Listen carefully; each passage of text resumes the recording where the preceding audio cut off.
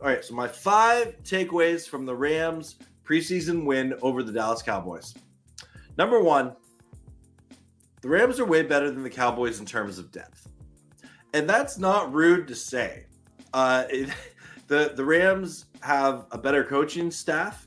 They've drafted way more players over the past 3 seasons than the Cowboys, and they've done a better job of drafting than the Cowboys.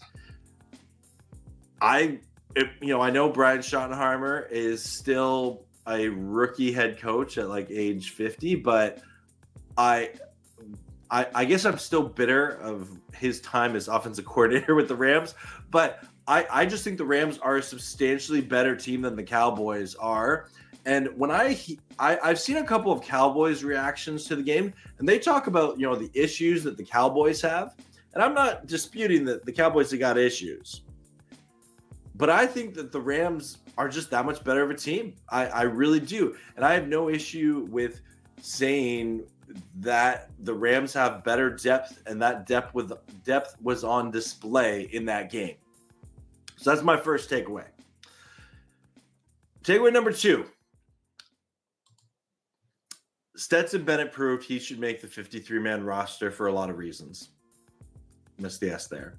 I think that, number 1, you do have an older quarterback in Matthew Stafford, and having 3 quarterbacks on the depth chart is not a bad thing.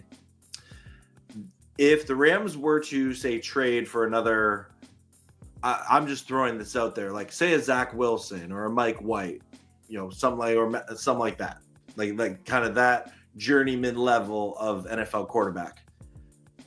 I think Stson Bennett has developed into that level. I really do. I think he put on a strong performance. I know a lot of people, they didn't like to see the interception. No one does. But I think Stson Bennett looked poised out there. I think he looked confident out there. And he operated efficiently. And I think that's really what you want to see out of Stson Bennett at this point, right? In year 3, in development. And he is playing for his NFL future. And I think that Stson Bennett will make the 53-man roster as a third-string quarterback. And he may not ever see the field, and that's okay.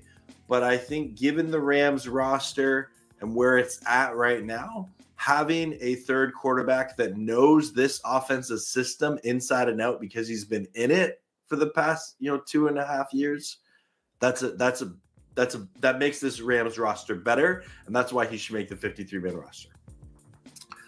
All right, my third thought or observation from the game. Xavier Smith, X Factor, is becoming one of my favorite Rams players. Yeah, what's more to say?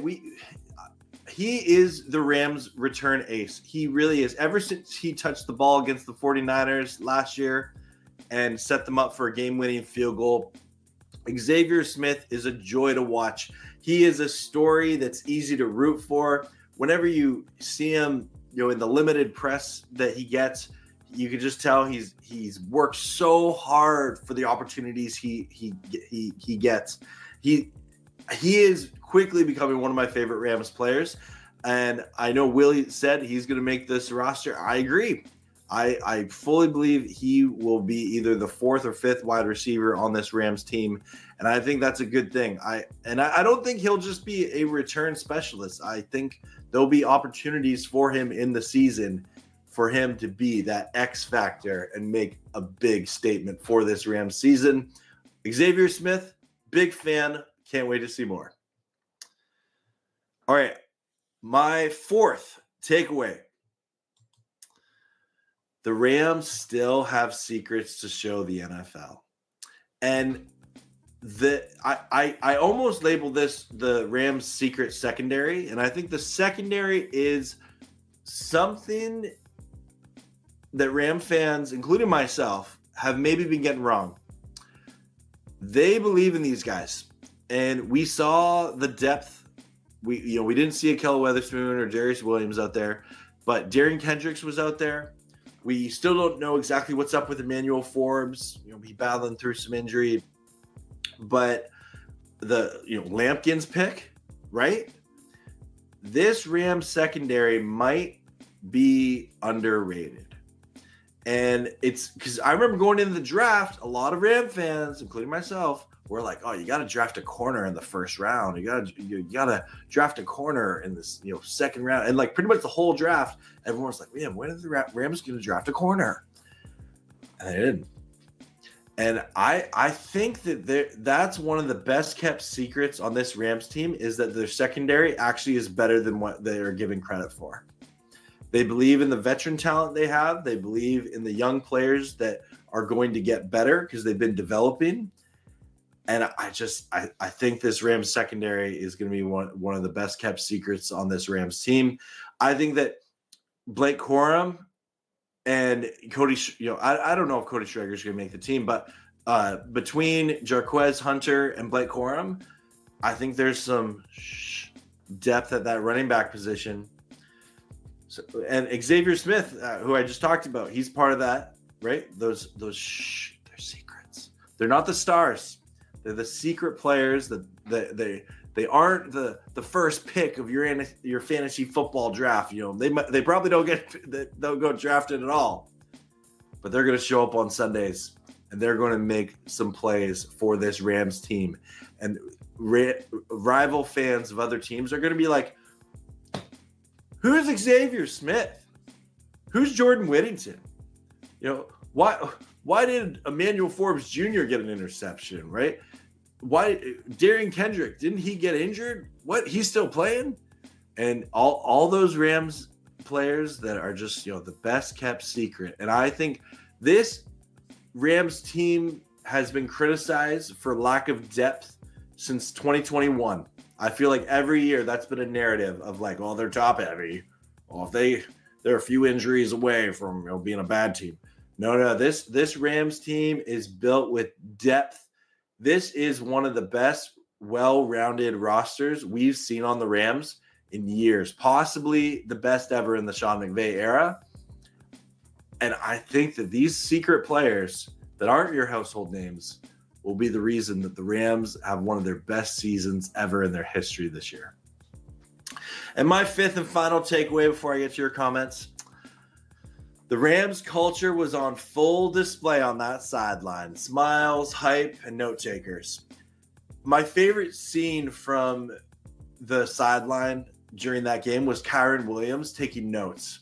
And I don't know if he was writing for himself or for other running backs, but it shows he was watching the game and he was writing stuff down. I would love to know what he was writing, but I'm assuming he's not just doodling, because he's being a student of the game. I loved seeing Kobe Turner and Byron Young and Jared Verse and all Braden Fisk, all the Rams defensive players. When they saw the Rams defense make a play, have a 3-and-out, they're cheering on the sideline. They're stoked, right? And I know that I've been part of high school teams or rec league teams, and we get stoked, right, when we do something cool. But I love seeing that in a professional team. I love seeing that mindset. And this Rams culture has been built since 2017 when McVay got here, and they signed Robert Woods, they signed Andrew Whitworth. But this Rams culture has organically grown into what it is now. And the culture keeps getting handed and changed a little bit, going from Robert Woods and Andrew Whitworth to Cooper Kupp and Aaron Donald, to, now, you see Puka, you see Kobe Turner, you see Jared Verse. These players are bought in, right? The whole, me then we mentality that used to be me, not we, right? And McVay very much at the heart of that. And the Rams culture gives them an advantage over a ton of other NFL teams. And the way that the Rams have been scouting players, not just for football talent, but for what's between the ears, that's going to serve them really well. Anyway, those are my 5 takeaways from the game versus the Cowboys. I want to hear yours. Feel free to let me know if you disagree or agree with any of my takes. But overall, I think it was a phenomenal performance by the Rams, obviously showcasing a lot of depth and talent. But I also, as I mentioned at my first point, I just think right now the Rams are in a way better place than the Cowboys are. All right. Feel free to like and subscribe, all that good stuff, and let me know what you think. Let's get to your comments.